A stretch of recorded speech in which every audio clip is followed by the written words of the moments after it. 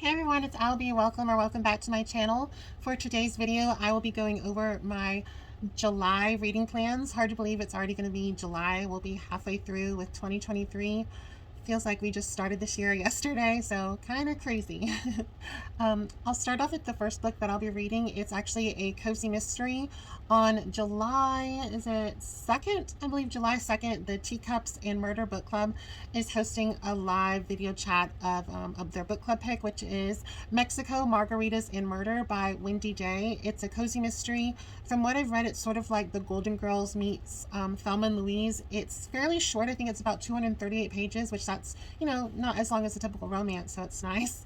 And it just looks like a really cute premise. It's two best friends going to Mexico, cozy murder, so like Murder She Wrote, or like a Hallmark movies and mysteries channel type of movie where it's like not graphic or anything. So that should be a lot of fun. I am looking forward to it immensely. The next book that I would like to read in July, I'm hopeful I'll get to buddy read it with my friend Justine. It is Keep Her Safe by QB Taylor. I don't know if it's Tyler or Taylor, but from what I've heard, it's basically a reimagining or modernization of The Bodyguard, the Whitney Houston, Kevin Costner movie. I believe it's more of an age gap. So we have like a 20-something-year-old pop star and like a 40-something-year-old bodyguard. It should be like romantic suspense and spicy and age gap. And I believe it is also interracial like The Bodyguard was, but I don't think The Bodyguard was necessarily a romance. I watched it once and I didn't love it. I love the soundtrack. I mean, the soundtrack is 10 out of 10. The movie I didn't necessarily love, so I can't really remember. But I mean, so many wonderful songs just from that album alone. So I'm definitely excited for that one as well. It'll be my first book by Miss Tyler. I have it in my notes as Tyler, so I think it's QB Tyler, but it'll come up right on Amazon, and it's an indie book, so it's like, what's it, $4.99 or $5.99? I think I paid for it, but so not too expensive if you are on a budget. It might be on Kindle Unlimited. I'm not too sure. I don't subscribe to KU, so I don't pay attention to it, but I can look into that if you need me to. All right, two other books. I put two on here. I may not read both of them. I don't like to do a big planned reading list or TBR because I tend to like avoid those books like the plague as soon as I put them on a list, because I don't necessarily love to feel like I'm locked into certain books. I mean, there's definitely three that I want to read for sure this month, but I like to have a little bit of wiggle room so I don't feel like it's chores or homework or PTSD from college, But I have two. Nora Roberts. I would call her a romance author. I mean, she's not your typical romance author, but they're romantic suspense. There's romantic elements. They're adapted into Lifetime movies. It's not out of the realm of possibility of a romance novel. So I have her on this list. The first one out of the two is Tribute by Nora Roberts. Don't know too much about it, but I always saw the movie. I never actually saw the movie, but I saw the movie poster. It's one of, if not the last film by Brittany Murphy. Rest in power, Queen. I absolutely love Brittany Murphy, and I really do miss her. I think by now she probably would have had like a Renee Zellweger Renaissance Oscar win by now. Just an immense talent that is greatly missed. But it was one of her last films, Tribute. She starred with, I can't remember the actor's name, but he played Samantha's boyfriend on Sex and the City, the one that was the model. I don't remember the name, but he was also in Sex and the City, the movie. Sam? I don't know. Anyway, the movie stars the Brittany Murphy and that actor. And it also has Tippi Hedren, from Marnie and the Birds by Alfred Hitchcock. I love those movies, especially Marnie. And her daughter is Melanie Griffin. Her granddaughter is Dakota Johnson of 50 Shades fame. So I want to try to see the movie after I read the book.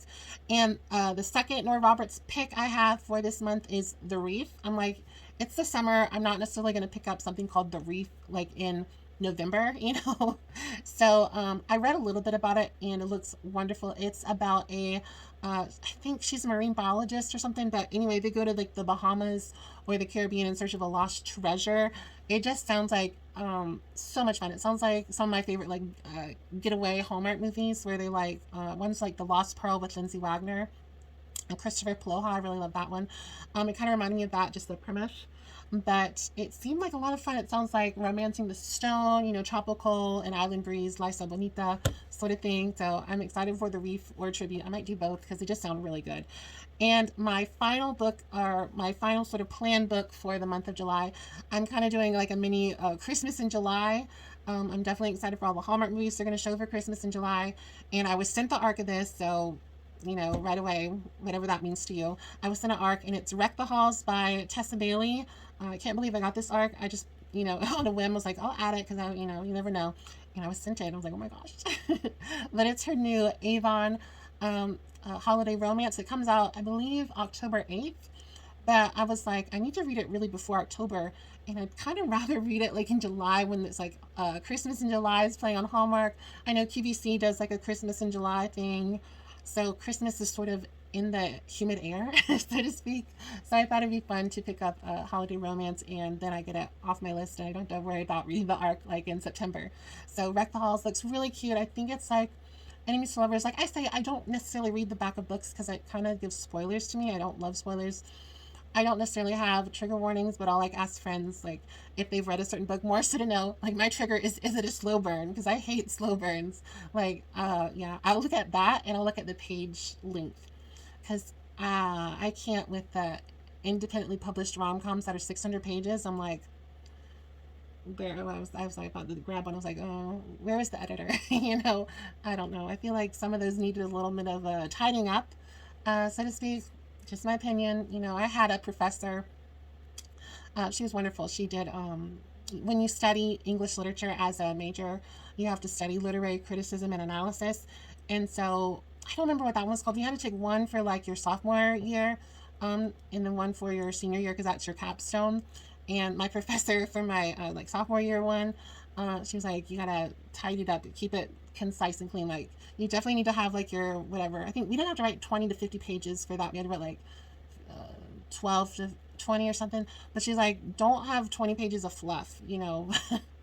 Even though it's like literary criticism, you want it to be interesting and concise. And I feel like that should still be in a rom-com. I don't know.